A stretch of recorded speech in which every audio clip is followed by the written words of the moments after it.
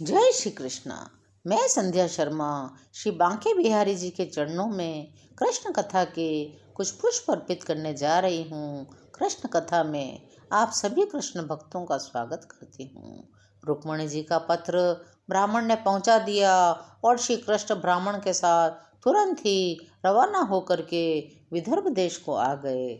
जब विदर्भ देश में आने के बाद श्री कृष्ण ने दूत ब्राह्मण को रुक्मणी के पास भेजा ताकि उन्हें सांत्वना मिल सके। जब राजा भीष्मक ने सुना श्री कृष्ण और बलराम आए हैं तो उन्होंने उन दोनों को भी अपनी पुत्री का विवाह संस्कार देखने के लिए निमंत्रण दिया। कौतूहल और उत्सुकता के कारण कुंडिन की जनता श्री कृष्ण और बलराम के समक्ष एकत्रित होकर उनके सौंदर्यामृत का पान करने लगी और सभी भगवान से रुक्मणी जी के योग्य वर मानकर भगवान श्री कृष्ण का विवाह रुक्मणी के साथ ही होना चाहिए ऐसा विचार करने लगे। वे श्री कृष्ण और रुक्मणी जी को संयुक्त करने के लिए इतने उत्सुक थे, वे भगवान कृष्ण की स्तुति करने लगे। प्रिय भगवान, यदि हमने कोई पुण्य कर्म किए हैं जिससे कि आप संतुष्ट हो तो कृपया हम पर दया कीजिए और रुक्मणी जी का पाणी ग्रहण कीजिए। रुक्मणी जी एक अत्यंत लोकप्रिय राजकुमारी थी। उनके प्रति तीव्र प्रेम के कारण सभी नागरिक उनके सौभाग्य के लिए स्तुति कर रहे थे। तभी सुंदर वस्त्र धारण करके अंगरक्षकों की सुरक्षा में रुक्मणी जी बाहर आईं। वे दुर्गा जी के मंदिर में जाने के लिए महल से निकलीं। यद्यपि रुक्मणी जी लक्ष्मी जी थीं, तथापि वे भगवती दुर्गा की उपासना के हेतु मंदिर में गई, क्योंकि वहाँ कुल देवी की उपासना होती थी। श्रीमद् भागवत में कहा गया है, जब रुक्मणी जी भगवती दुर्गा के मंदिर की ओर जा रही थी तो वे अपने हृदय में सदैव श्री कृष्ण के चरण कमलों का चिंतन कर रही थी। अतएव जब रुक्मणी जी मंदिर में गई तो वे साधारण व्यक्ति की भांति भौतिक लाभों की याचना के उद्देश्य से नहीं गई थी, अपितु उनका एकमात्र लक्ष्य श्री कृष्ण थे। मंदिर की ओर जाती हुई रुक्मणी जी अत्यंत मौन एवं गंभीर थी। उनकी माता और सखियां उनके समीप थी। एक ब्राह्मण की पत्नी मध्य में थी। उनके चारों ओर राजकीय अंगरक्षक थे। विवाह से पूर्व देव मंदिर में वधू के जाने की प्रथा भारत में अभी भी प्रचलित है।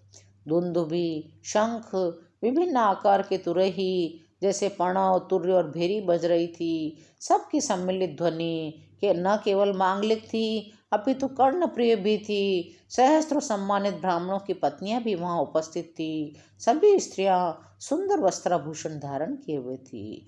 रुक्मणी जी ने यह कहकर श्री मूर्ति की उपासना की, प्रिय दुर्गा देवी, आपको और आपकी संतान को मेरा सादर प्रणाम है। दुर्गा जी के 4 यशस्वी संतानें हैं। 2 पुत्रियां हैं, श्री देवी लक्ष्मी और विद्या की देवी सरस्वती। 2 कीर्तिमान पुत्र हैं, गणेश जी और कार्तिकेय जी। ये सभी देवता और देवियां माने जाते हैं। रुक्मणी जी श्री कृष्ण को पति के रूप में प्राप्त करना चाहती थी, अतएव उन्होंने श्री मूर्ति से अपने पर प्रसन्न होने तथा आशीर्वाद देने की प्रार्थना की। वे केवल श्री कृष्ण की कामना करती थी। जब श्री मूर्ति का पूजन समाप्त हो गया तब रुक्मणी जी अपनी एक सखी का हाथ पकड़कर मंदिर से बाहर आई। अन्य सखियां भी उनके साथ आई। विवाह के लिए कुंडिन आए हुए सभी अतिथि तथा राजकुमार रुक्मणी को देखने के लिए मंदिर के बाहर एकत्र थे। विशेष रूप से राजकुमार रुक्मणी जी को देखने के लिए अति आतुर थे, क्योंकि वे सोचते थे वे रुक्मणी को अपनी पत्नी के रूप में प्राप्त करेंगे। रुक्मणी जी के शरीर की आभा तथा सौंदर्य से ऐसा प्रतीत होता है मानो महान कवियों द्वारा वर्णित सौंदर्य को किसी चित्रकार ने अपने चित्र में साकार कर दिया हो। उनका सौंदर्य श्री कृष्ण को आकर्षित करने के लिए था, तथापि अन्य राजा भी उनकी सुंदर छवि को देख रहे थे। वे एक भोली भाली बालिका की भांति अत्यंत सरलता से मुस्कुराती थी। उनके दांत कमलों के समान प्रतीत होते थे।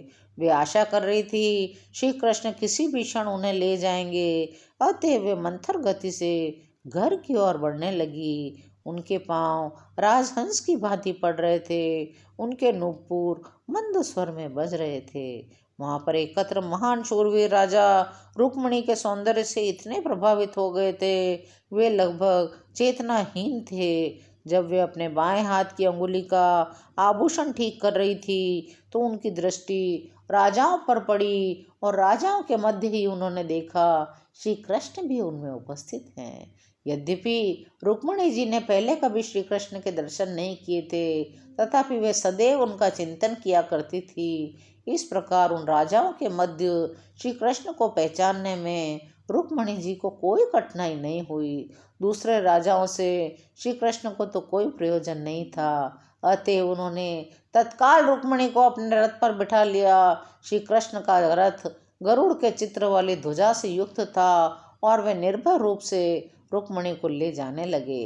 जिस प्रकार सिंह सियारों के मध्य से हिरण को ले जाता है, उसी प्रकार श्री कृष्ण रुक्मिणी जी को हरण कर ले गए। इसी बीच यदुवंश के सैनिकों को लेकर बलराम जी भी वहां उपस्थित हो गए। श्री कृष्ण के द्वारा अनेक बार पराजित होने वाला जरासंध गर्जना करने लगा, यह क्या हो रहा है, यह क्या हो रहा है। यह कृष्ण निर्विरोध हमसे रुक्मिणी को दूर ले जा रहा है। हमारे शूरवीर धनुर्धर योद्धा होने का क्या लाभ है। राजाओं, देखो, इस कार्य से हम अपनी कीर्ति खो रहे हैं। यह तो वैसा ही है जैसे सियार सिंह का अंश ले जाए। इस प्रकार समस्त राजाओं को हराकर रुक्मिणी जी का श्री कृष्ण ने हरण कर लिया। आज की कथा यहीं विराम लेती है। यदि आपको कृष्ण कथा सुनने में आनंद आ रहा हो तो चैनल को लाइक, शेयर और सब्सक्राइब करिए। कमेंट में जय श्री कृष्ण लिखना न भूलिए। जय श्री कृष्ण।